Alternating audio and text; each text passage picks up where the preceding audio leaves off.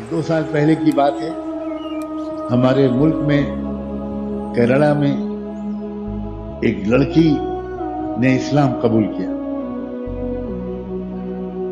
Medical college کی student. College کا hostel کا ماحول اچھا نہیں لگا تو کالج کے قریب کسی بلڈنگ میں ایک روم کرائے پر لے لیا اس لڑکی نے۔ اس کمرے میں، اس روم میں 4 لڑکیوں کی جگہ تھی، جن میں 2 مسلم تھیں، 2 نان مسلم۔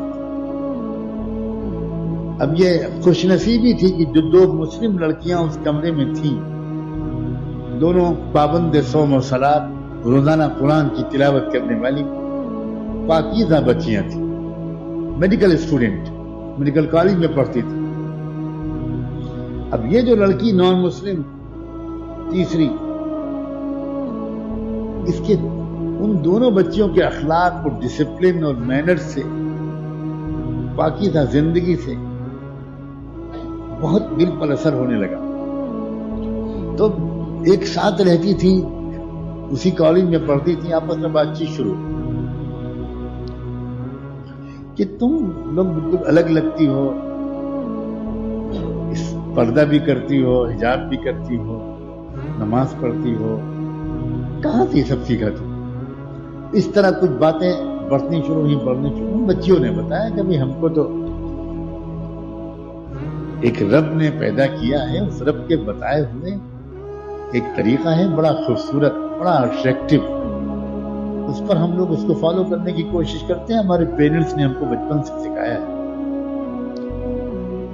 ان باتوں سے اس کے اندر شوق پیدا ہوا، دھیرے دھیرے اس نے کچھ کتابیں مانگی، اسلام پر کچھ کتابیں پڑھنے شروع کی، ایک ایک کتاب پڑھتی گئی، ایک ایک صفحہ پلٹتی گئی، اور اسلام اس کے اندر اترتا چلا گیا کہ یہ تو بہت صحیح بات ہے، بہت بہت دل کو لگتی بات۔ یہاں تک کہ ایک وقت آیا کہ اس لڑکی کے دل میں ایمان اتر گیا اور اس نے فیصلہ کر لیا کہ مجھے اب اس دین کو قبول کر لینا ہے۔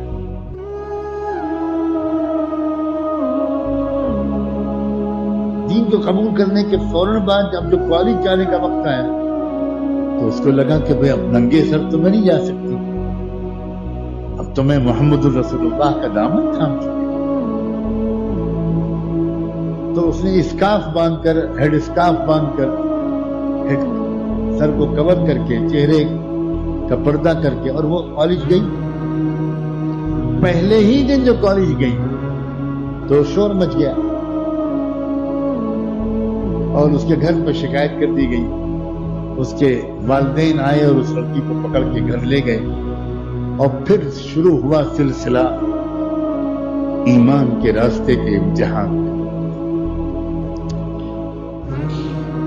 سال، 1.5 سال، 2 سال، 2.5 سال، کن امتحانوں سے وہ بچی گزری ہے میں بیان نہیں کر سکتا۔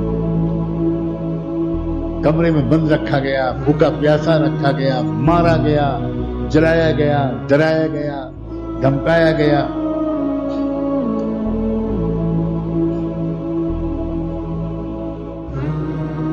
مقدمات پر بار بار کیس چلایا گیا، ہر مرتبہ کیس میں اس کے حق میں فیصلہ ہوتا تھا ہائی کورٹ سے، اور ہائی کورٹ کہتا تھا کہ بھئی لڑکی بالغ ہے، جو چاہے فیصلہ کرے، کوئی قانون اس کو روک نہیں سکتا۔ اس کو رہا کرا کے واپس بھیجا جاتا تھا، اور پھر دوسرا کیس ڈال دیا جاتا تھا، پھر اس کو گھر پہ لایا جاتا تھا۔ ایک لمبی کہانی ہے، بہت ظلم سہا، مگر میں سلام بھیجتا ہوں اس لڑکی کے ایمان پر، اور اللہ نے اس کو استقامت دی، اور اس نے یہ طے کر لیا کہ میری بوٹی بوٹی بھی کر دی جائے تو میں محمد مصطفیٰ کے دامن نہیں چھوڑوں۔ ینگ لڑکی، 18-19 سال کی لڑکی، میڈیکل کالج کی طالب علم، لیکن ایمان اسے کیا۔ پھر کسی نے اس کو مشورہ دیا کہ اس طرح اکیلے تم مقابلہ نہیں کر پاؤ، کسی اچھے سچے مسلمان لڑکے سے تم شادی کرو۔ کون اس کا رشتہ کراتا؟ وہ تو بیچاری بہت سخت عذاب میں تھی، بالآخر